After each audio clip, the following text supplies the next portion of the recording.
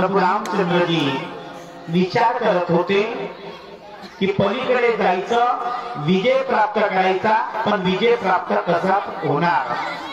सर्व देवांमध्ये जे मोठे देव आहेत उमापती महादेव आहे।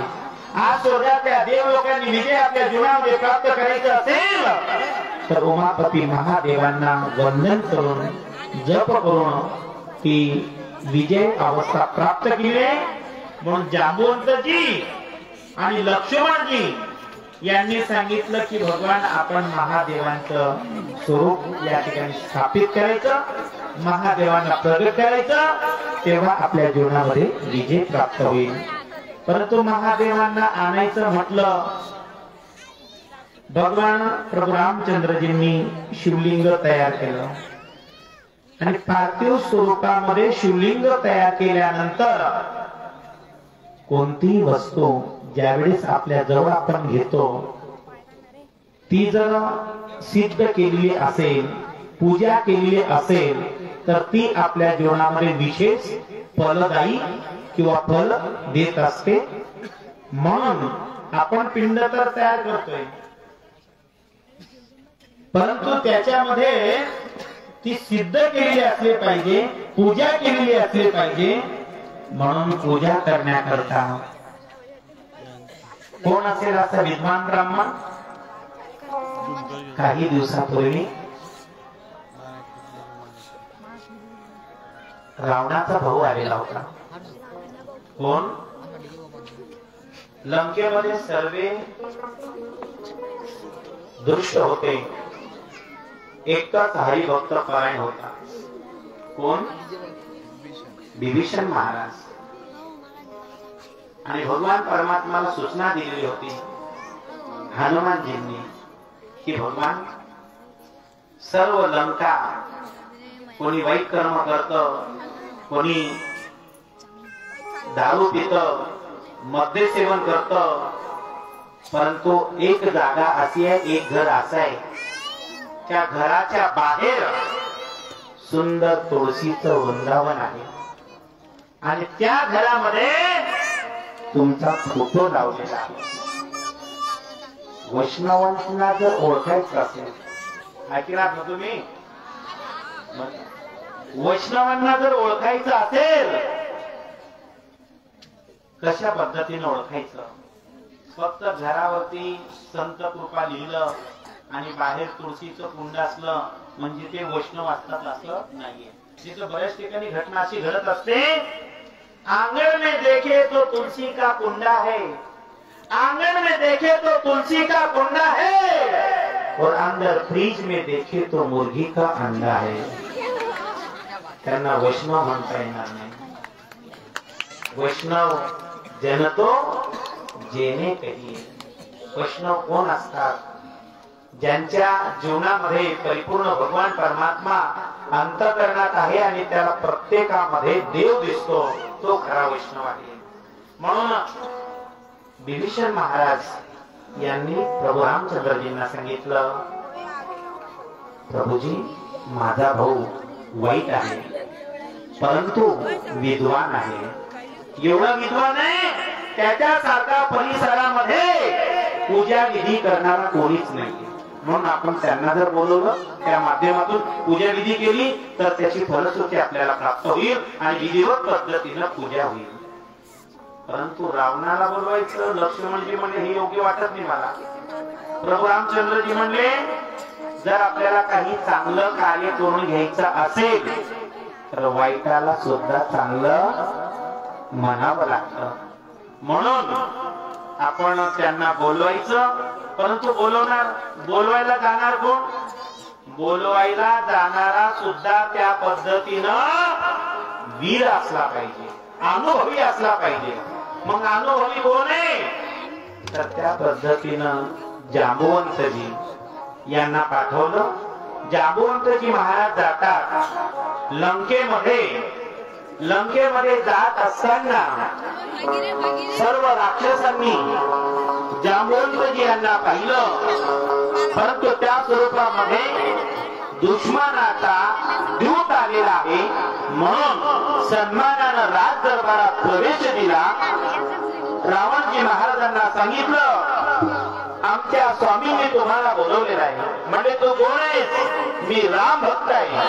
म्हणजे तुझी हिंमत कशी काय झाली या माझ्या दरबारामध्ये येण्याची? मी तुला आता मारू शकतो. जांबवंत म्हणला माझी पण शक्ती असेल ना की मी तुम्हाला मारू शकतो, परंतु माझ्या स्वामीची आज्ञा मिळाल्याशिवाय मी तुम्हाला मारू शकत नाही. माझा तुम्ही आदराचा स्वीकार करा आणि सन्मानानं माझ्या स्वामीच्या दरबारात आला. रावणाला विचार केला, म्हणजे वेळ कमी असल्या कारणास्तव 11:30 वाजलेले होते. रावण तात्काळ निघाला बर का.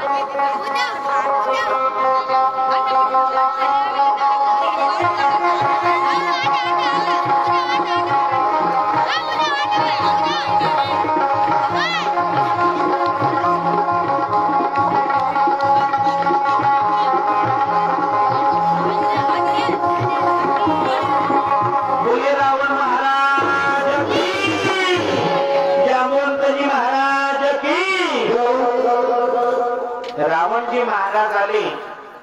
भगवान प्रभू रामचंद्रजींनी सांगितलं महाराज आपण पूजा विधी करावी आणि महादेवाची स्थापना करावी. रावणजी महाराज हे ब्राह्मण असल्या कारणास्तव रावणजी महाराजांनी सांगितलं या ठिकाणी मांडणी पूजा वगैरे सर्व व्यवस्थित झाली, पण पूजा करत असताना एक मनुष्य करू शकत नाही. त्याच्याबरोबर कोण पाहिजे? त्याची पत्नी असली पाहिजे. मग लक्ष्मणजी म्हणले त्यांची पत्नी तर तुम्ही नेली. रावण म्हणले मी जसं नेतो तसं घेऊन पण येईल, पण अजून घेऊन जाईल. आणि त्या पद्धतीनं परंतु निरोप द्यावा लागेल ना सीता मातेला. मग त्या अवस्थेमध्ये जांबवंतजी महाराज इथं एकटे होते ना. जांबवंतजी महाराज जातात आणि अशोक वनामधून त्या स्थितीमध्ये सीता मातेला सांगितलं की मैया तुम्हाला पूजा विधी करण्याकरता आणि महादेवांची स्थापना करण्याकरता तुम्हाला यावं लागेल. आणि तशाच अवस्थेमध्ये सीता मातेने विचार केला लोक उठून निघून जातात म्हणून आपण लवकर जाणं गरजेचं आहे. आणि त्या पद्धतीनं सीता माता भगवान प्रभू रामचंद्रजीच्या सानिध्यामध्ये पूजा करण्याकरता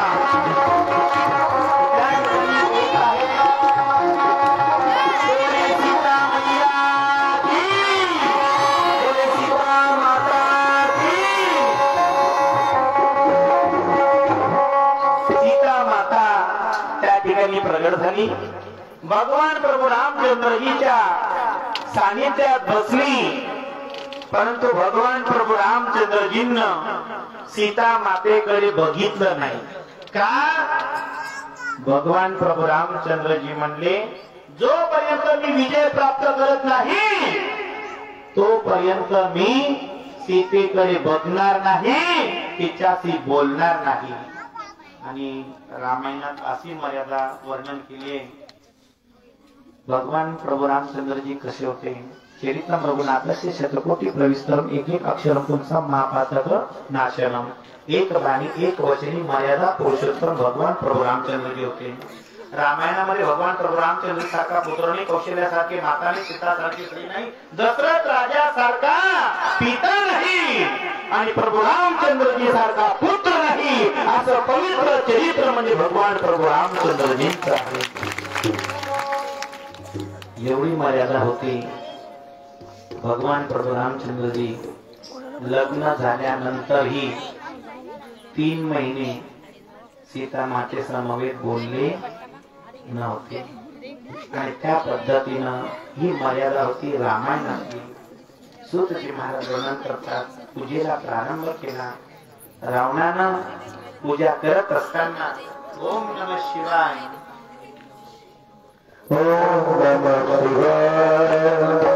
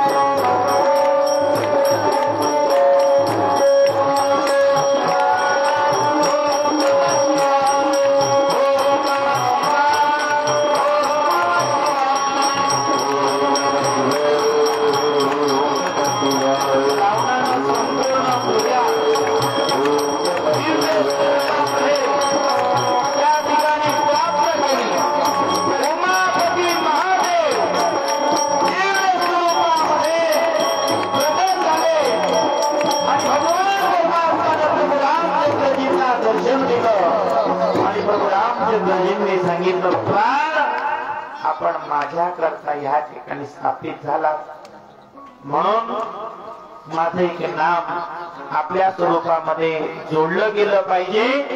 म्हणून भगवंताचं जे दिव्य स्वरूप प्राप्त झालेलं होतं, भगवान प्रभू रामचंद्रजीचं नाम दक्षिणाच्या परिसरामध्ये समुद्राच्या काठावर एक दिव्य स्वरूपामध्ये भगवंताचं ज्योतिर्लिंग प्राप्त झालं। त्या ज्योतिर्लिंगाचं नाव आहे रामेश्वर भगवान। बोले रामेश्वर भगवान की जय, रामेश्वर भगवान की जय। हर हर महादेव, हर हर महादेव, हर हर महादेव। आपण या ठिकाणी भगवान परमात्म्याची दिव्य झाकी बघितली आहे आणि अशा पवित्र झाकी करता आबा महाराज यांनी खूप चांगल्या पद्धतीनं प्रयत्न केलेले आहेत।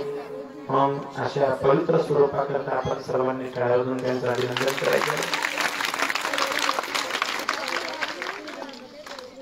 आज तुम्ही 11:30 वाजेपर्यंत बसलेले आहात, आता उठू नका। जोपर्यंत बेलपत्र तुमच्या हातात दिलं जात नाही तोपर्यंत कोणी उभं राहायचं नाही।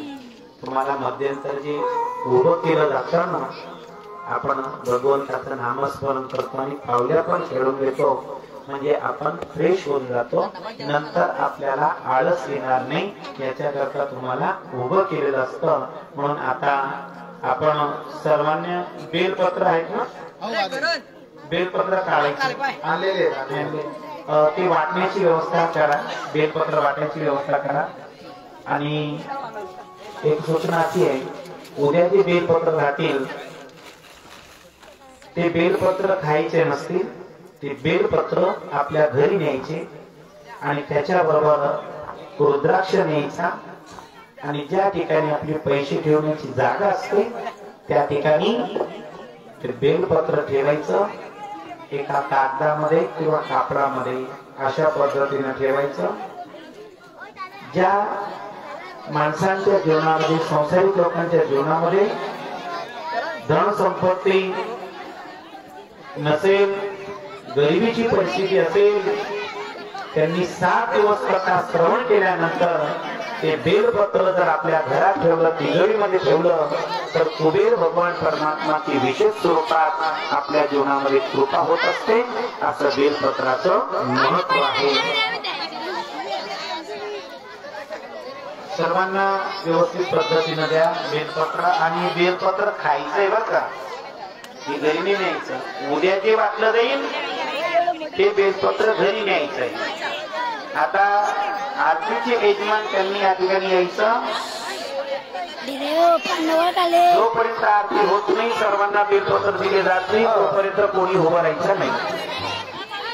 आरतीचे यजमान काही नावाले पुन्हा देणगी कांतीराव गजानन मराठे 500 रुपये, उदय बापू मराठे 101 रुपये, बटे भाऊ पाडेला 101 रुपये, सुरेश नारायण पाटील यांच्याकडून 25 किलो तांदूळ, 25 किलो तांदूळ पुन्हा गुप्तदान आलेले आहे। संजय दयाराम महाजन यांच्याकडून 101 रुपये। गोंधळ करू नका, हे बेलपत्र देणारे कार्यकर्ते गोंधळ करू नका आणि बेलपत्र खाली पाडू नका कृपया। शिवाजी एकनाथ महाजन यांच्याकडून 7 किलो तांदूळ उद्याच्या कार्यक्रमासाठी आलेले आहे। जे आरतीचे मानकरी आहेत, आरतीचे मानकरी आहेत गुलाब अर्जुन महाजन कापटनेकर, किरण मधुकर महाजन, विनायक शिवदास महाजन, भूषण रमेश महाजन, बबलू भगवान मराठे, हे आजच्या आरतीचे मानकरी आहेत। उत्तम जोधू मराठे या सगळ्यांना विनंती 1 रुपया त्यांनी आरतीसाठी या ठिकाणी उपस्थित व्हायचे। महाराजांनी आता सूचना सांगितली की आजचा कार्यक्रम संपल्यानंतर 4 मुखी रुद्राक्ष आणि 6 मुखी रुद्राक्ष यांचं वाटप त्यांच्याकडून होणार आहे। कृपया ज्यांना ज्यांना पाहिजे असेल त्यांनी त्या रुद्राक्षाची शुल्क फक्त नाममात्र 100 रुपये आहे, ती 100 रुपये शुल्क देऊन या ठिकाणी ते रुद्राक्ष प्राप्त करून घ्यायचे। विद्यार्थ्यांना त्यासाठी असेल किंवा आपल्याला फलप्राप्तीसाठी अत्यंत उपयोगी असणारं 4 मुखी रुद्राक्ष आणि 6 मुखी रुद्राक्ष मार्गदर्शन करून या ठिकाणी दिलेले आहे. कृपया त्याचा सुद्धा लाभ घ्यायचा आहे. उद्या कथा संपल्यानंतर या ठिकाणी कथेचं दर्शन महाराजांचं दर्शन घ्यायचं आणि रुद्राक्ष वाटप सुद्धा उद्या होणार आहे. त्यासाठी नाममात्र ठेवून आपण त्या ठिकाणी 50 रुपये एवढी द्यायची आहे ही विनंती. आरती करता कोणी उभं राहायचं नाही, सर्वांनी खाली बसा. फक्त जे आरतीचे यजमान असते ते उभे राहतील. सर्वांना जागेवरती प्रसाद जागेवरती भेटवस्तू दिलं जाईल. प्रसाद यांच्याकडून ते 500 रुपये कांतीलाल त्यांना मराठे रुपये आपण सगळ्यांनी या ठिकाणी उपस्थित व्हायचे आणि आरती जवळजवळ सगळ्यांना देण्याचा प्रयत्न आपल्या कार्यकर्त्यांकडून आजपर्यंत झालेला आहे. परंतु या ठिकाणी ज्यांना निरोप पोहोचलेला आहे आलंय काही या ठिकाणी येऊ शकले नाही. ज्यांना शक्य झालं ते इथपर्यंत आले. परंतु उद्या ज्यांना आरती करायची असेल त्यांनी इथं खाली उभं राहून आरती केलं तरी चालणार आहे.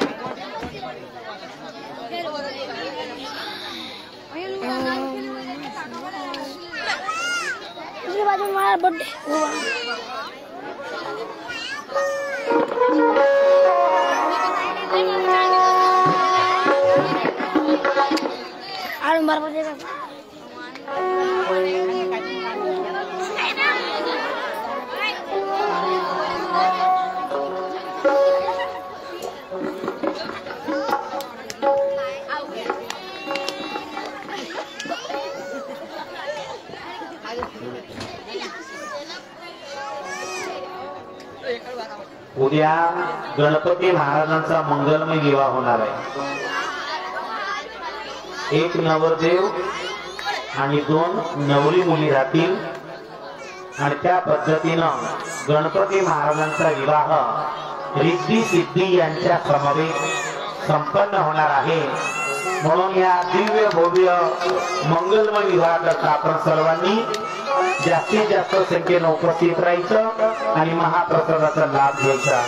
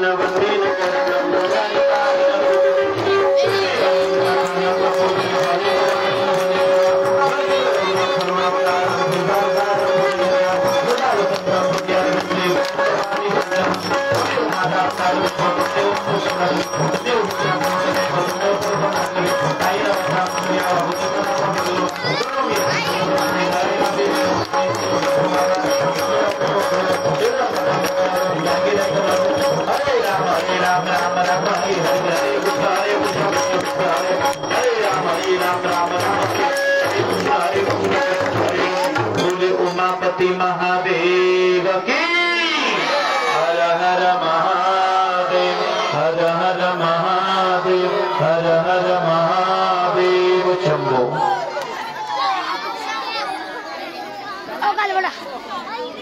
सर्वांनी प्रसाद घ्या, खाली बसून घ्या, 2 मिनिटं सर्वांनी खाली बसून घ्या, प्रसाद घ्या।